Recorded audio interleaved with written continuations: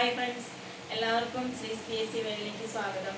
അപ്പോൾ നമ്മൾ 2-3 ദിവസമായിട്ട് ക്ലാസ് ചെയ്യാൻ പറ്റിയില്ല. നമുക്ക് എന്നുവെച്ചാൽ എനിക്ക് തീരെ സുഖമില്ലായിരുന്നു. അത് തന്നെയല്ല, വീട്ടിൽ അമ്മയ്ക്കാണെങ്കിലും കൊച്ചിനാണെങ്കിലും ഒക്കെ മേലാതെ വന്നു. ഞങ്ങൾക്ക് എല്ലാവർക്കും പനി പിടിച്ചു. അപ്പോൾ അതിൻ്റെ അത് കാരണം എനിക്ക് ക്ലാസ് ഇടാൻ പറ്റിയില്ല കേട്ടോ. അതായത് നമ്മൾ ഇപ്പം ഞാൻ തന്നെ എൻ്റെ കാര്യം എടുക്കുകയാണെങ്കിൽ എനിക്ക് പനിയായിട്ടല്ല വന്നത്. എനിക്ക് പനി അങ്ങനെ വരത്തില്ല. കഫക്കെട്ടിൻ്റെ പ്രശ്നമുള്ളതുകൊണ്ട് തലയുടെ ഉള്ളിൽ ഭയങ്കര വേദനയും കാര്യങ്ങളുമാണ്.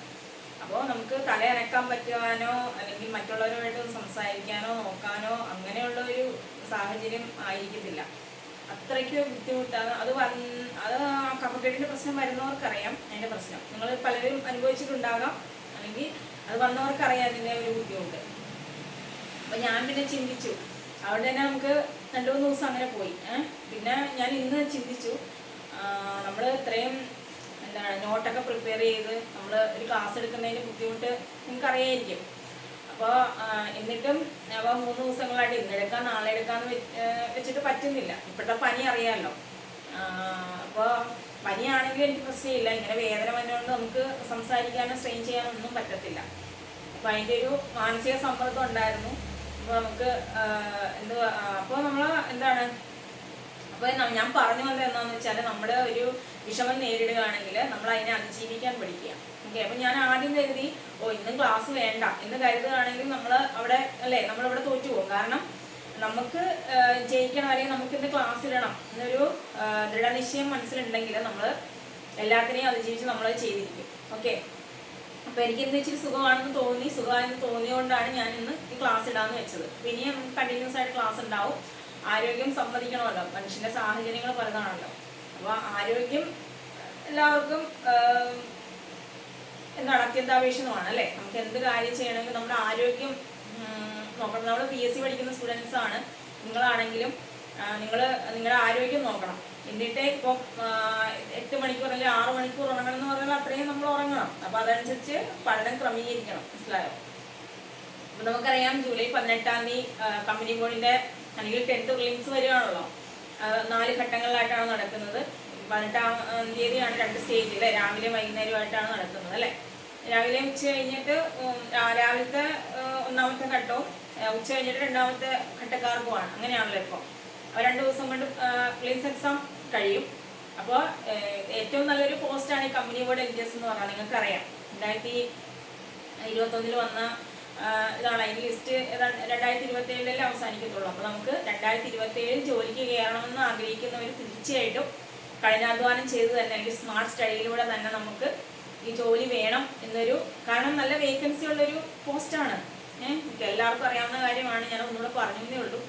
ഓക്കെ, അപ്പോൾ അതൊക്കെ അനുസരിച്ചിട്ട് നമ്മൾ പഠിക്കുക. അപ്പോൾ നമ്മൾ ജീവിതത്തിൽ എന്ത് പ്രതിസന്ധി ഉണ്ടായാലും അല്ലെങ്കിൽ എന്ത് തടസ്സങ്ങൾ ഉണ്ടായാലും നമ്മളൊക്കെ അതിനെ നേരിട്ട് മുന്നോട്ട് വരിക, അത്രേ ഉള്ളൂ. ഓക്കെ, നമ്മളിപ്പോൾ ഏതൊരു ഫംഗ്ഷനും അല്ലെങ്കിൽ അങ്ങോട്ടും ഇങ്ങോട്ടും തിരിയുകയാണെങ്കിൽ ആദ്യം ചോദിക്കുന്നത് എന്താ? മോനെ നിനക്ക് ജോലിയായില്ലേ, അല്ലെങ്കിൽ മോളെ നിനക്ക് ജോലിയായോ അല്ലേ? അങ്ങനെയാണ്. അപ്പം നമുക്ക് ചിലപ്പോൾ അത് കേൾക്കുമ്പോൾ ചിലപ്പോൾ ചിലവർക്കാണെങ്കിലും ഒരു ദേഷ്യം തോന്നാം. കാരണം ചിലവർ കുറേ നാളായിട്ട് ഇതിൻ്റെ പുറകെ നടക്കുന്നവരായിരിക്കാം, PSCയുടെ പുറകെ നടക്കുന്നവരായിരിക്കാം. ചിലവരിപ്പോൾ തുടക്കക്കാരായിരിക്കാം. തുടക്കക്കാർക്ക് അത്രയും പ്രശ്നം തോന്നത്തില്ല. പക്ഷേ ഒരു 2-3 കൊല്ലം ആയി ഇത് പഠിക്കാൻ തുടങ്ങിയവർക്കൊരു ബുദ്ധിമുട്ടായിരിക്കും ഇങ്ങനെ ചില വാക്കുകൾ കേൾക്കുമ്പോഴത്തേനും അല്ലേ. ചിലവർ നമ്മൾ കളിയാക്കുന്ന രീതിയിൽ ചോദിച്ചെന്ന് വരാം അല്ലേ. നിങ്ങൾക്ക് പലർക്കും അനുഭവം ഉണ്ടായേക്കാം അല്ലേ, ഉണ്ടായി കാണുമായിരിക്കും.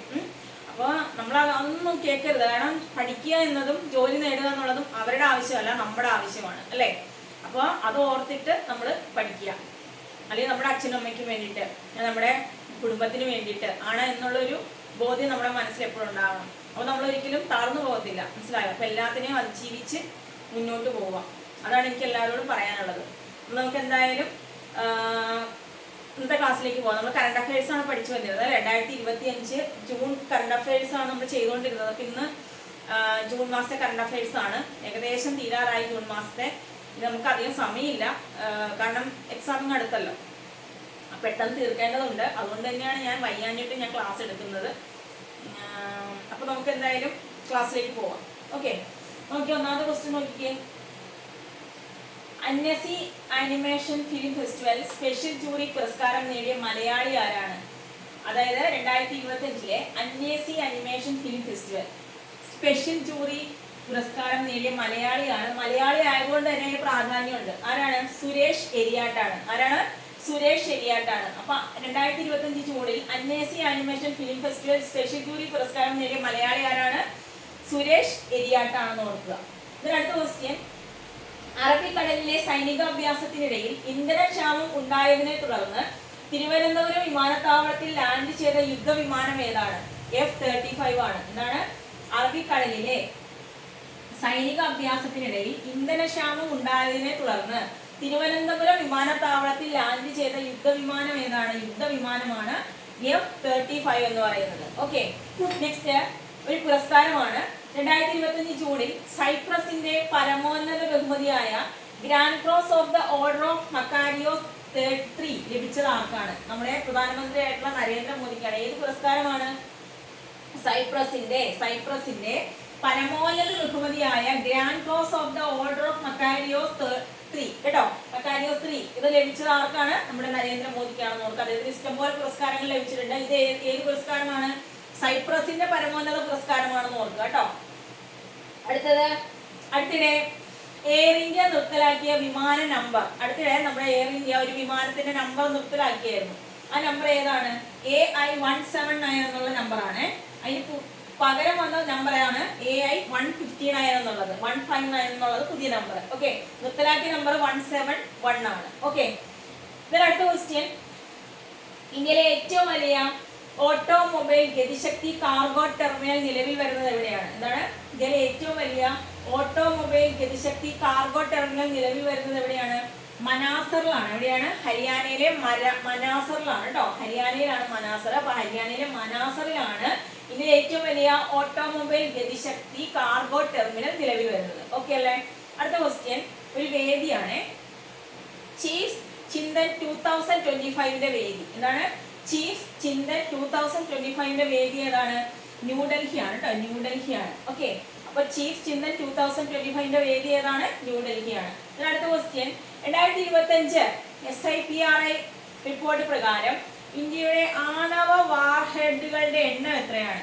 2025 SIPRI റിപ്പോർട്ട് പ്രകാരം ഇന്ത്യയുടെ ആണവ വാർഹെഡുകളുടെ എണ്ണമാണ് 180. എത്ര വാർഹെഡുകളുണ്ട്? 180 ആണ്. നെക്സ്റ്റ്, 2025 ലോകത്തിലെ ഏറ്റവും മികച്ച എയർലൈനായി തിരഞ്ഞെടുക്കപ്പെട്ടത് ഏതാണ്? ഖത്തർ എയർവേസ് ആണ്. 2025 ലോകത്തിലെ ഏറ്റവും മികച്ച എയർലൈനായിട്ട് തിരഞ്ഞെടുക്കപ്പെട്ടത് ഏതാണ്? ഖത്തർ എയർവേസ് ആണ്. അതിന് 3ാമത്തെ സ്ഥാനം ഇൻഡിഗോ എയർലൈൻസ് ആണെന്ന് കൂടെ ഓർത്ത് വെച്ചേക്കാം കേട്ടോ. ഇൻഡിഗോ എയർലൈൻസിനാണ് 3ാമത്തെ സ്ഥാനം. ഇപ്പൊ ഇവിടെ പറഞ്ഞത് 2025 ലോകത്തിലെ ഏറ്റവും മികച്ച എയർലൈനായിട്ട് തിരഞ്ഞെടുത്തത് ഏതിനെയാണ്? ഖത്തർ എയർവേസ് ആണ് കേട്ടോ. ഓക്കെ, അടുത്ത ക്വസ്റ്റ്യൻ, UN അന്താരാഷ്ട്ര കർഷക വർഷമായിട്ട് ആചരിക്കുന്നത് എന്നാണ്? അത് 2026 ആണ്. അന്താരാഷ്ട്ര കർഷക വർഷം എന്നാണ്? 2026 ആണെന്ന് ഓർക്കുക. ഇതിനടുത്തിടെ ജയ്പൂരിനടുത്ത് ആരവല്ലി കുന്നുകളിൽ കണ്ടെത്തിയ ഒരു പുതിയ സസ്യ ഇനമുണ്ട്. ആ സസ്യ ഇനമാണ് പോർട്ടുലാക്ക ഭാരത്. എന്താണ്? അടുത്തിടെ ജയ്പൂരിനടുത്ത് ആരവല്ലി കുന്നുകളിൽ കണ്ടെത്തിയ പുതിയ സസ്യ ഇനം ഏതാണ്? പോർട്ടുലാക്ക ഭാരത് ആണ്. പോർട്ടുലാക്ക ഭാരത്. പോർട്ടുലാക്ക ഭാരത് എന്ന് പറയുന്ന ഒരു സസ്യ ഇനമാണ്. എവിടെ കണ്ടെത്തിയതാണ്? ജയ്പൂരിനടുത്ത് ആരവല്ലി കുന്നുകളിലാണെന്ന് ഓർക്കുക. ഓക്കെ, അടുത്തത് 2025 ഗോവ ഷിപ്പ്യാർഡ് നിർമ്മിച്ച 5ാമത്തെ ഫാസ്റ്റ് പെട്രോൾ വെസൽ ഏതാണ്? ഗോവ ഷിപ്പ്യാർഡ് നിർമ്മിച്ച അഞ്ചാമത്തെ ഫാസ്റ്റ് പെട്രോൾ വെസലിന്റെ പേരാണ് അച്ചൽ. ഏതാണ്? അച്ചലാണ്. അച്ചൽ. അപ്പൊ 2025 ഗോവ ഷിപ്പ്യാർഡ് നിർമ്മിച്ച 5ാമത്തെ ഫാസ്റ്റ് പെട്രോൾ വെസൽ ഏതാണ്? അച്ചലാണ്. അച്ചല്. ഓക്കെ, അടുത്ത ക്വസ്റ്റ്യൻ, അടുത്തൊരു പുസ്തകമാണ് ബ്രാൻഡസ് ബട്ടൂര. ഏതാണ് പുസ്തകം? ബ്രാൻഡസ് ബട്ടൂര എന്ന പുസ്തകത്തിന്റെ രചയിതാവാണ് മനു രമാകാന്ത്. ആരാണ്? മനു രമാകാന്ത് ആണ് ബ്രാൻഡസ് ബട്ടൂര എന്ന പുസ്തകം രചിച്ചത്. ബ്രാൻഡസ് ബട്ടൂര മറക്കരുത്, മനു രമാകാന്തിന്റെ പുസ്തകമാണ്. അതായത് ട്രംപിന്റെ പേരിൽ ഒരു മൊബൈൽ കമ്പനി വന്നു അല്ലെ? അപ്പൊ ആ പേരിൽ തന്നെയുണ്ട് ട്രംപ് മൊബൈൽ. കാണുമ്പോൾ തന്നെ അറിയാം അല്ലെ? അപ്പൊ ട്രംപ് മൊബൈൽ എന്ന് പറയുന്നത് ട്രംപിന്റെ പേരിലുള്ള പുതിയ മൊബൈൽ കമ്പനിയാണ്. പേരെന്താണ്? ട്രംപ് മൊബൈൽ എന്നാണ്. ടെസ്റ്റ് നോക്കിയടാ. കൊച്ചി ടെക്സ്റ്റൈൽസിന് 538 കോടി രൂപ നഷ്ടപരിഹാരം നൽകാനുള്ള ആർബിട്രൽ ട്രിബ്യൂണലിന്റെ തീരുമാനം ശരിവെച്ച ഹൈക്കോടതി ഏതാണ്? എന്താണ്? നമ്മുടെ കൊച്ചി ടെക്സ്റ്റൈൽസിന് 538 കോടി രൂപ നഷ്ടപരിഹാരം നൽകാനുള്ള ആർബിട്രൽ ട്രിബ്യൂണലിന്റെ തീരുമാനം ശരിവെച്ച ഹൈക്കോടതിയാണ് ബോംബെ ഹൈക്കോടതി. അടുത്തത്, ഇസ്രായേൽ ആക്രമണത്തെ തുടർന്ന് 2025 ജൂണില് ഇസ്രായേൽ ആക്രമണത്തെ തുടർന്ന് കൊല്ലപ്പെട്ട ഇറാനിയൻ കവയിത്രി ആരാണ്? പർണിയ അബ്ബാസിയാണ്. ഓർത്ത് വെച്ചേക്കണം. ഇസ്രായേൽ ആക്രമണമൊക്കെ നിങ്ങൾക്ക് അറിയാം. അപ്പോ ഇസ്രായേൽ ആക്രമണത്തെ തുടർന്ന് കൊല്ലപ്പെട്ട ഇറാനിയൻ കവയിത്രി ആരാണ്? പർണിയ അബ്ബാസിയാണ്. ആരാണ്? പർണിയ അബ്ബാസി. അടുത്തത്, ദ ആർട്ടിസ്റ്റ് നമ്പൂതിരി സമ്മാൻ ട്രസ്റ്റിന്റെ ആസ്ഥാനം എവിടെയാണ്? ദ ആർട്ടിസ്റ്റ് നമ്പൂതിരി സമ്മാൻ ട്രസ്റ്റിന്റെ ആസ്ഥാനം കൊച്ചിയാണ്. കൊച്ചി. ആർട്ടിസ്റ്റ് നമ്പൂതിരി അദ്ദേഹത്തിന്റെ ഫുൾ നെയിം എന്താ? വാസുദേവൻ നമ്പൂതിരി എന്നുള്ളതാണ്. അതുകൂടെ നോക്കി വെച്ചേക്കണം. അപ്പൊ ഈ ആർട്ടിസ്റ്റ് നമ്പൂതിരി സമ്മാൻ ട്രസ്റ്റ് എവിടെയാണ്? കൊച്ചിയിലാണെന്ന് ഓർക്കുക. ഓക്കെ. ഈ ആർട്ടിസ്റ്റ് നമ്പൂതിരിയുടെ ആത്മകഥ ഏതാണെന്ന് അറിയാമോ? അത് രേഖകളാണ്. ഓർത്ത് വെച്ചേക്കുക.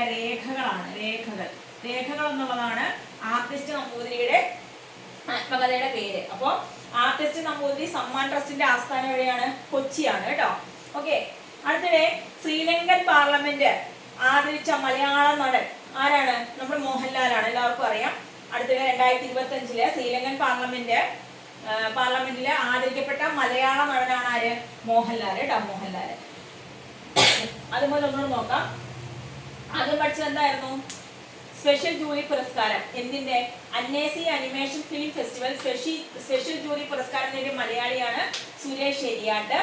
അറബിക്കടലിലെ സൈനികാഭ്യാസത്തിനിടയിൽ ഇന്ധനക്ഷാമം ഉണ്ടായതിനെ തുടർന്ന് തിരുവനന്തപുരം വിമാനത്താവളത്തിൽ ലാൻഡ് ചെയ്ത യുദ്ധവിമാനമാണ് F-35.